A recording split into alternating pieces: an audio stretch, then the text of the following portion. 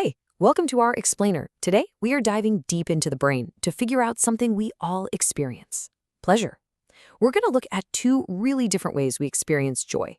One that keeps us chasing more and more, and another that, well, it might just lead to a real, lasting sense of peace. You know that feeling, right? You work so hard for something, a new gadget, a promotion, whatever it is. You finally get it, and for a split second, it's amazing. But then the feeling fades, and suddenly you're already thinking about the next thing. It's like we're all stuck on this giant pleasure treadmill. So what is going on there? Well, it all comes down to how our brains are wired for reward. So, here's how we're going to break it all down. First, we'll look at this pleasure paradox. Then, we'll get into our brain's default reward system, the thing that keeps us wanting. From there, we'll switch gears and explore a totally different kind of joy, the joy of stillness. And then we get to the cool part, how meditation can literally hack your brain, pointing us toward a more lasting kind of contentment.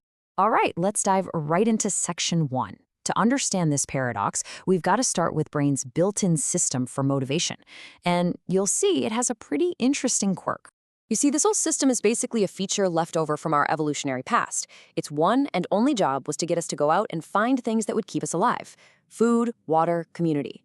It's the engine that creates that drive, that desire to go get stuff. And it's absolutely vital. But the way it works is probably not what you think. And here is the absolute key to the whole thing.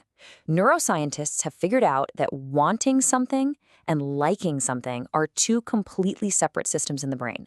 Wanting is the chase, it's the craving, the anticipation, and it's all powered by dopamine. But liking, that's the actual pleasure you feel when you get the thing. And that's handled by totally different chemicals. So get this, dopamine makes you seek, but it does not make you satisfied. And that right there is the trap. Our world is constantly poking our wanting system while the liking system gets left in the dust. So this dopamine-fueled wanting is basically our brain's autopilot mode.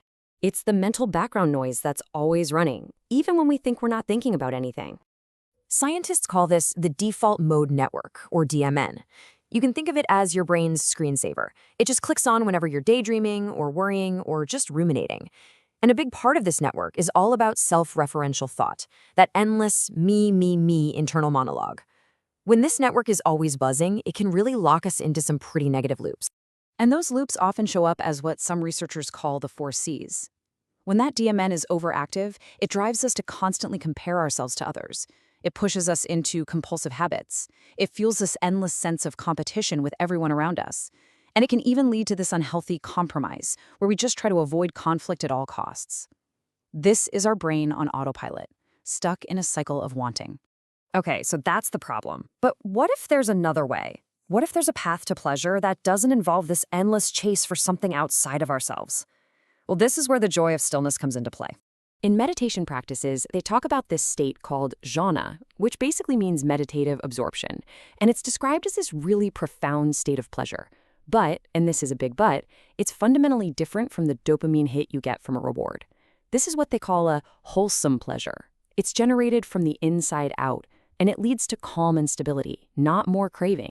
And it's not just some random feeling. It actually unfolds in clear stages. As you can see here, the journey starts with this really intense, almost euphoric physical pleasure. But as the mind gets quieter, that intense joy starts to become more internal, more tranquil. The excitement fades away and is replaced by this deep contentment, which eventually leads to a state of pure equanimity, a kind of perfect balance that's beyond pleasure and pain. It's a journey from a buzz to a profound sense of peace. Now, this might sound a bit abstract, I know, but it's not just a philosophical idea. This is actually happening at a neurobiological level. Meditation is, in a very real sense, a way to hack our brain's chemistry, to shift us off that dopamine superhighway and onto a completely different reward path. So let me introduce you to the star of this second path, anandamide. They call it the bliss molecule, and for good reason. Its name literally comes from the Sanskrit word for bliss. It's an endocannabinoid, which just means our own brains produce it naturally. And it's the key player in that feeling of well-being, calm, and, bliss. This is the molecule of liking and contentment. Okay, so let's put this in black and white. You've got the dopamine system, that's all about wanting. It's tied to that noisy default mode network, and it relies on the outside world. Then you have the anonymity system. This promotes liking, that internal feeling of bliss. It actually quiets the DMN and turns down the volume on craving. It is, basically, a self-sufficient pleasure. You don't need to get anything to feel it. And here's exactly how that rewiring happens. First, meditation directly quiets down that main hub of the DMN, which turns down all that self-centered chatter. Research also shows that deep meditation can literally increase your levels of anandamide. You're tapping right into the source of bliss. This whole process actually restructures how you experience rewards, making you more sensitive to simple, natural, everyday pleasures. And by silencing the DMN, you're weakening the grip of those 4 C's: comparison, compulsion, and competition. And look, this isn't just for monks on a mountaintop. This has incredibly powerful, real-world applications. Check out the MORE study. This program used mindfulness to help people dealing with chronic pain and opioid addiction, and the results were just incredible. The program drastically reduced opioid cravings, but here's the kicker. It worked because it increased their ability to appreciate and feel pleasure from natural rewards, like a walk in the park or connecting with a loved one. By training their brains to savor these wholesome pleasures, they were literally rewriting their own reward systems. It's an amazing demonstration of how this internal path can help us overcome even the most intense external craving. So what does this all mean? It means we have a choice. We've got these 2 very different pleasure systems built right into our brains, and just knowing they exist gives us the power to navigate our lives with a little more wisdom. So when you boil it all down, it comes to this. There's the dopamine path. That's our default setting. It's all about chasing external rewards. It fuels that nonstop internal chatter, and it locks us in that frustrating cycle of always wanting more. Then there's the anandamide path. This one is cultivated from within. It quiets the mind, reduces craving, and leads to a real, sustainable kind of content. And this quote from Dr. Merrick Garland, one of the top researchers in this field, just nails it. The point isn't that dopamine is bad and anandamide is good. The wanting system is crucial for setting goals and getting things done. The real wisdom is knowing the difference. It's knowing when it's time to strive and plan, and when it's time to just be, to simply experience the world without needing to change it.